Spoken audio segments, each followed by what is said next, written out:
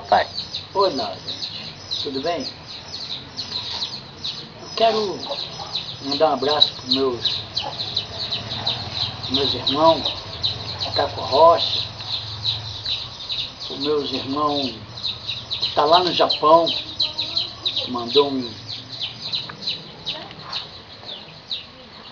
um trabalho também para mim, me parabenizando pelo meu trabalho.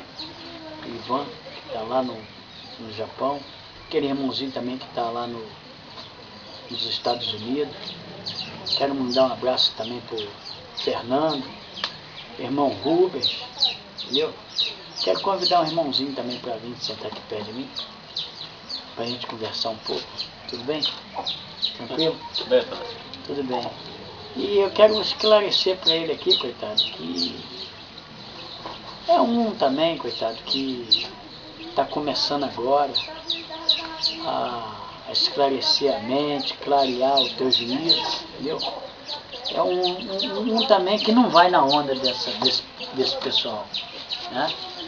Porque a minha função aqui, que eu já falei para ele, a minha função aqui não é arrancar elogio de ninguém, não é ganhar dinheiro.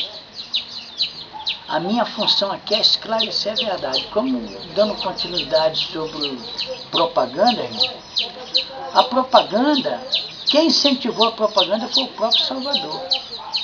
Quando ele falou para os apóstolos dele, de pregar o evangelho a toda criatura do mundo. Aquilo ali foi uma ordenança que ele deu para os apóstolos dele.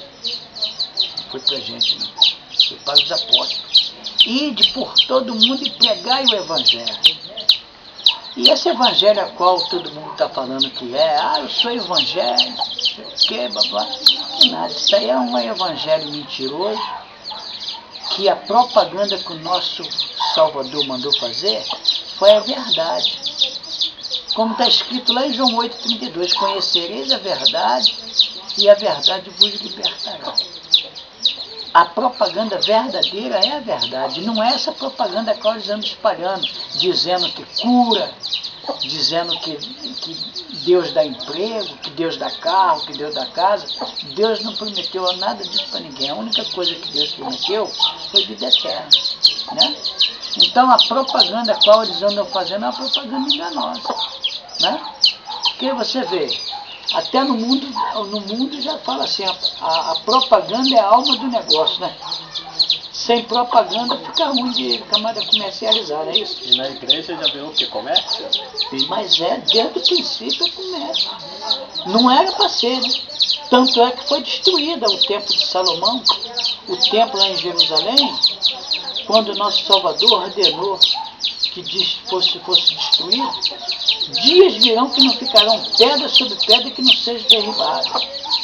E a profecia dele se cumpriu. 70 anos depois que ele subiu para o Pai, aquele prédio foi destruído, né? Por quê? Porque não era para ser casa de negócio, mas eles estavam fazendo. Não era para ser esconderijo de ladrão, mas eles estavam fazendo. Porque o próprio Salvador fala assim, está escrito, a minha casa será chamada casa de oração, mas vocês têm feito covil de ladrão. Sabe que covil, sabe? Esconderijo. Então você pode ver que o evangelho, esse sinagoga aí, não é nada mais nem nada menos do que o esconderijo de ladrão. Camada faz tudo quanto é besteira, mata, estrupa, é pedófilo. Aonde que ele vai se esconder? Depois diz que é crente. Aceitei Jesus. Jesus ele aceitou mesmo. E Jesus aceita ele. Eu quero ver se o Salvador verdadeiro está aceitando essa patifaria. O cara faz o que tem que fazer, faz tudo que tem direito e depois fala que é filho. Como o pastor diz que ele está salvo. Está salvo. Vai ter que pagar o pedágio. Ainda tem que pagar o pedágio. O pedágio é o diesel. Deixa uns 50 reais. Mas é verdade, ainda tem que pagar o pedágio. Entendeu? Então aí eu digo para você, até quando o povo vai ficar assim nessa mentira? Não é isso? Nós temos que ver, porque a própria palavra não fala, o meu povo peca por não conhecer, né? Por não conhecer a Escritura. Mas não é a Bíblia não, velho. É a Escritura. Escritura ali contém, a Bíblia contém a Escritura. Mas a Bíblia é o livro mais mentiroso que pode existir na face da terra. Quem se basear pela Bíblia não vai para o céu, não. Porque a Bíblia, ela é mentirosa. Ela é controversa, ela tem controvérsia. Entendendo? Ela tem controvérsia. Não vai pela Bíblia, não se baseia pela Bíblia. Não tem a Bíblia como uma bússola, não. Aí que nem ontem eu estava na Kombi, aí o rapaz cristão falou, eu tenho 26 anos de evangelho. Eu tenho que me basear pela Bíblia, meu tio. Eu virei para ele, pois você está errado, você não pode se basear pela Bíblia. Aí ele virou para mim e falou assim, o senhor se baseia, qual é a sua base então? Aí eu virei para ele e falei assim, é o amor.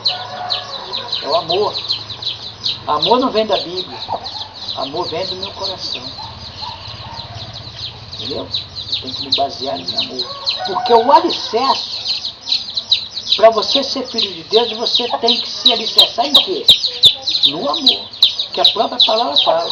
Você pode ser rico, milionário e vender tudo que tem e dividir para os pobres. Mas se não tiver amor, nada disso tem efeito. Eu acho que na intenção, Jesus não escreveu nada e mandou lei seguir aquilo. Ele não escreveu lei. Ele simplesmente falou. E depois que foi escrito.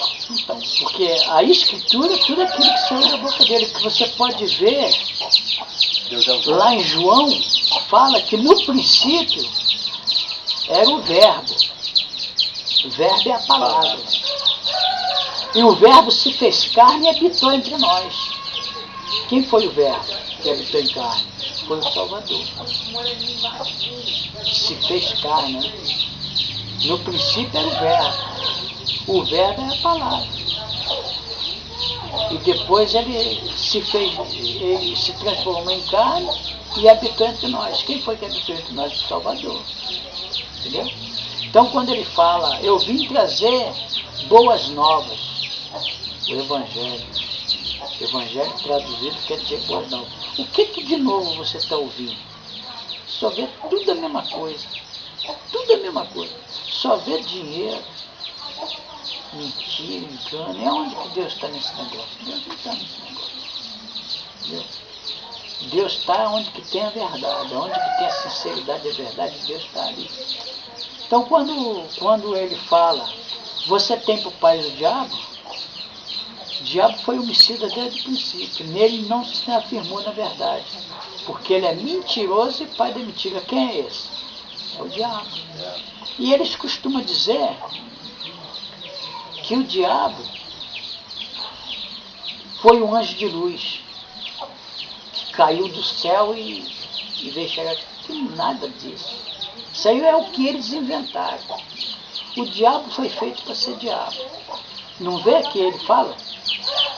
Que ele foi homicida desde o princípio?